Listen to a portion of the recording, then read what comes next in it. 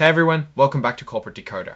Today we are diving into a report that's fresh off the press, and believe me, it involves a blank check company, so let's hope someone actually wrote a check this time. Before we start, if you appreciate getting straight insights from corporate documents, make sure you're subscribed. We also have a Discord community linked in the description below if you want to chat about these reports. This document is a Form 8K, a current report filed with the Securities and Exchange Commission. It's basically a snapshot of important events happening at a company. This particular filing is for EGH Accession Corp and it's dated May 12, 2025, marking the day they're talking about. Accession Corp is the company we're talking about. From the looks of it, they are incorporated in the Cayman Islands but have offices in St. Petersburg, Florida. Their phone number is also listed. Not sure why we would need that though. This Form 8K filing indicates that it relates to something important. Specifically, it looks like it's letting investors know about the completion of their IPO. The company has registered its securities, which includes units, Class A ordinary shares, and rights on the Nasdaq stock market LLC. Each unit consists of a Class A ordinary share and a right. Each right gives the holder 1/10 of a Class A ordinary share. The symbols are EGHAU, EGA, and EGA. There's a note that EGH Accession Corp is an emerging growth company, which means they get some leeway on certain regulations. They have chosen not to use the extended transition period for complying with new accounting standards, so they are moving at full speed. Here's the meat of the filing. On May 12, 2025, EGH Accession Corp completed its initial public offering, or IPO.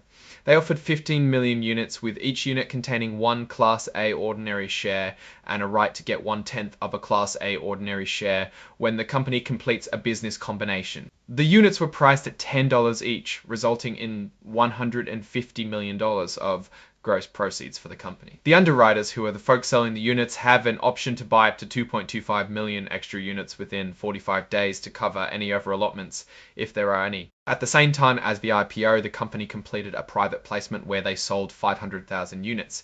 EGH Sponsor LLC, the company's sponsor, bought 350,000 units, and Cohen and Company Capital Markets, along with Seaport Global Securities LLC, bought the remaining 150,000 units. Again, the price was $10 per unit, generating $5 million for the company. For a total of $150 million from the IPO, plus the $5 million United States Continental Trust account in the United States. Continental Stock Transfer and Trust Company is holding the money as a trustee. This amount includes up to $6 million for the underwriter's deferred discount. Basically, this is money set aside to pay the folks who helped make this IPO happen. There is an audited balance sheet from May 12, 2025, which shows the cash received from the IPO and the private placement. You can find it as Exhibit 99-1 in this report. We might want to dive into that to get a sense of where the company stands financially after all this activity. This is the audited balance sheet. Unfortunately, there are no real financials here, but we can look at the basics. Cash held in the trust account is $150 million. There is cash held outside the trust account of about $1.3 million.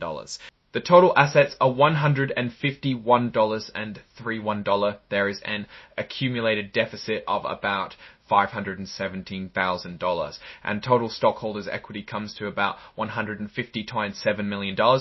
Now let's zoom out and see the bigger picture here. EGH Accession Corp is a blank check company, meaning it was created to acquire another company. This IPO and private placement are all about raising the funds to do that. The money is now in a trust waiting for the right target to be found. The fact that they are considered an emerging growth company means they have a bit more flexibility in terms of regulatory compliance, which can be good for getting things done quickly. However, the real key to their success will be finding a good acquisition target. They've got capital, but they need to make a smart investment. The inclusion of an audited balance sheet is a good sign that they are serious about transparency, but it's just a snapshot right after the IPO. We will need to see future reports to understand if they're managing their funds well and making progress on the acquisition front. Overall, EGH Accession Corp is in a decent position. They have raised a significant amount of capital, and now they have the pressure of finding the right target company and actually making this whole thing work.